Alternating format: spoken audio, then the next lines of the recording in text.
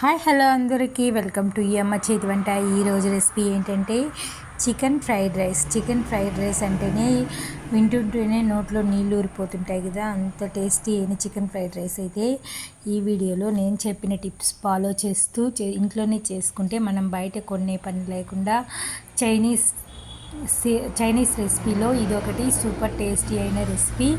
ఇది ప్రతి ఒక్కరికి బయట షాప్లో వందలు పెట్టుకొని తినే బదులు ఇంట్లోనే చేసుకుంటే అందరూ హ్యాపీగా అయితే తినేవచ్చు, అంత టేస్టీగా ఉంటుంది.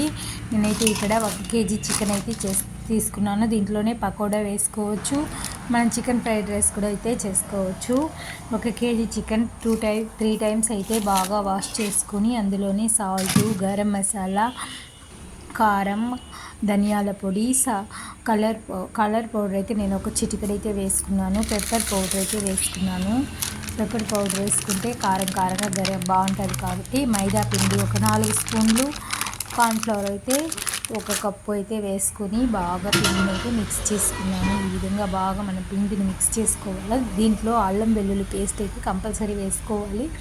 మనకు వీలుని బట్టి కొత్తిమీర తరుగు కూడా అయితే వేసుకుంటే టేస్ట్ సూపర్గా ఉంటుంది. ఇక్కడైతే కలుపుకున్న తర్వాత నేను మార్నింగ్ కలిపి పెట్టేసినాను. ఇప్పుడైతే 3 o'clock అయింది. చికెన్ అనేది బాగా మ్యాగ్నెట్ అయ్యేదానివల్ల మనం వేపగానే చికెన్ జ్యూసీగా, మెత్తగా, టేస్టీగా, క్రంచీగా, టేస్ట్ లెవెల్గా అంత టేస్టీగా ఉంటుంది. ఎక్కువసేపు ఉప్పు కారాలు చికెన్కి పట్టడం వల్ల చికెన్ బాగా వేగుతుంది.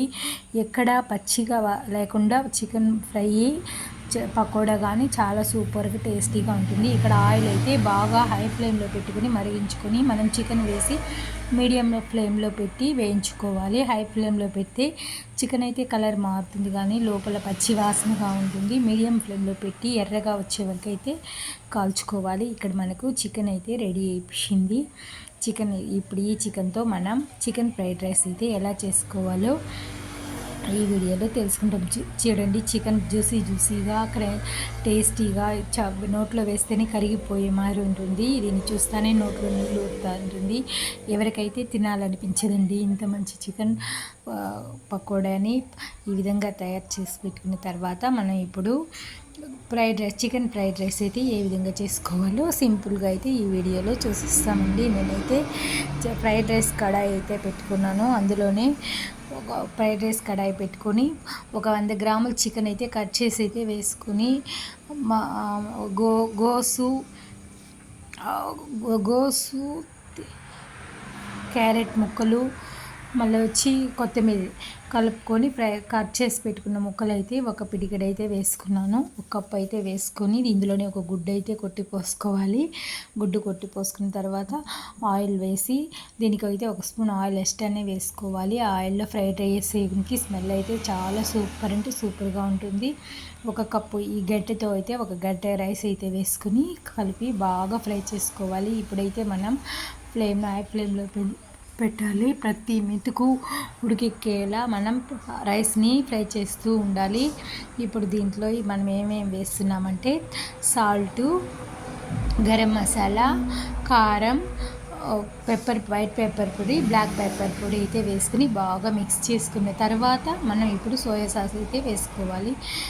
మనం రైస్ని ఎంత బాగా మిక్స్ చేస్తామో రైస్ అనేది అంత టేస్ట్గా ఉంటుంది. రైస్ వేడి మీద హై ఫ్లేమ్లో పెట్టి రైస్ని బాగా ఫ్రై చేయాలి. రైస్ ఫ్రై అయ్యే కొద్దికి మనకి టేస్ట్ అయితే చాలా సూపర్గా ఉంటుంది. బాగా ఫ్రై చేస్తూ ఉండగా రైస్ బాగా ఫ్రై అయిన తర్వాత ఇప్పుడు మనం సోయా సాస్ అయితే 1 స్పూన్ వేసి బాగా హై ఫ్లేమ్లో పెట్టి రైస్ని కుక్ చేయాలి. హై ఫ్లేమ్లో పెట్టి రైస్ కుక్ చేసేసి తర్వాత కొత్తిమీర చల్లుకొని ఫ్రై చేసుకొని సర్వ్ చేసుకోవడమే. ఇలా చేస్తే మనం బండి మీద టేస్టీ కంటే కూడా ఇంకా ఎక్కువ టేస్ట్తో సూపర్గా అదిరిపోతూ ఉంటుంది ఈ చికెన్ ఫ్రైడ్ రైస్. తప్పకుండా మీరు కూడా ట్రై చేయండి ఇంట్లో. ఇదే విధంగా ట్రై చేసి మీకు ఎలా వచ్చిందో మీ ఫీడ్బ్యాక్ని నాతో కామెంట్ చేయండి. ఈ వీడియో నచ్చితే లైక్ చేయండి.